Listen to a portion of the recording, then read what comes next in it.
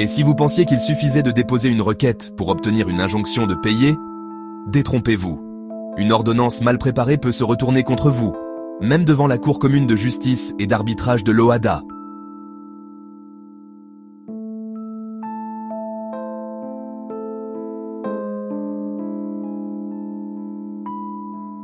Au Cameroun, un avocat, Maître MM, réclame 75 millions de francs CFA à sa cliente, Madame End, veuve de Sceaux.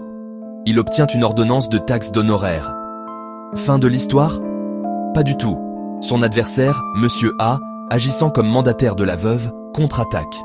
Il saisit le juge des référés et obtient une injonction de payer de 55 millions de francs CFA contre Maître MM lui-même. L'avocat fait opposition. Le tribunal annule l'ordonnance. Mais la cour d'appel de Yaoundé renverse tout.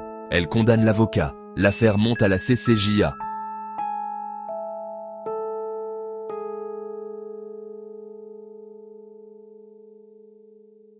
La cour casse l'arrêt de la cour d'appel.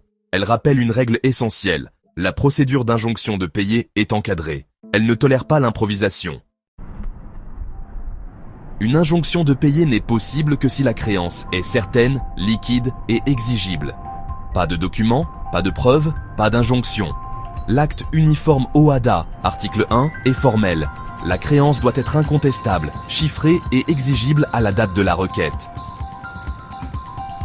Une ordonnance d'honoraires ne peut servir de preuve de dette contre l'avocat. Une ordonnance de taxe est un titre en faveur de l'avocat, pas contre lui.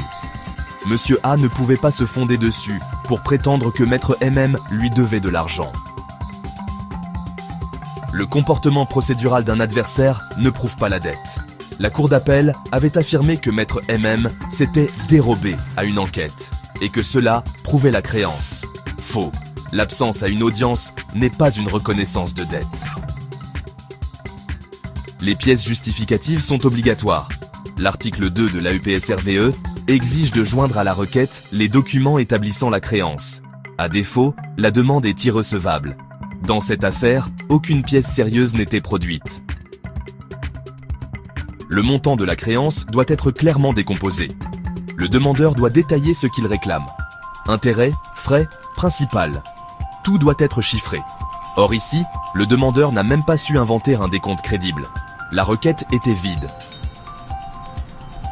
La CCJA veille au strict respect du droit OHADA. Elle n'hésite pas à casser les décisions nationales mal fondées et à statuer elle-même sur le fond, évocation. Les juridictions doivent suivre rigoureusement les règles du droit communautaire. Moralité, l'injonction de payer n'est pas un outil de bluff, ce n'est pas un moyen de pression sans preuve, c'est une procédure sérieuse, pour créanciers sérieux, avec un dossier solide. Une créance mal fondée, même bien emballée, reste un mirage devant la CCJA. Si vous êtes juriste, étudiant ou passionné de droit africain, abonnez-vous à la chaîne Juristes francophones d'Afrique. Chaque semaine, des décisions clés, des conseils pratiques et du droit OHADA expliqué simplement. Activez la cloche, commentez et surtout, bâtissez votre pratique sur du solide.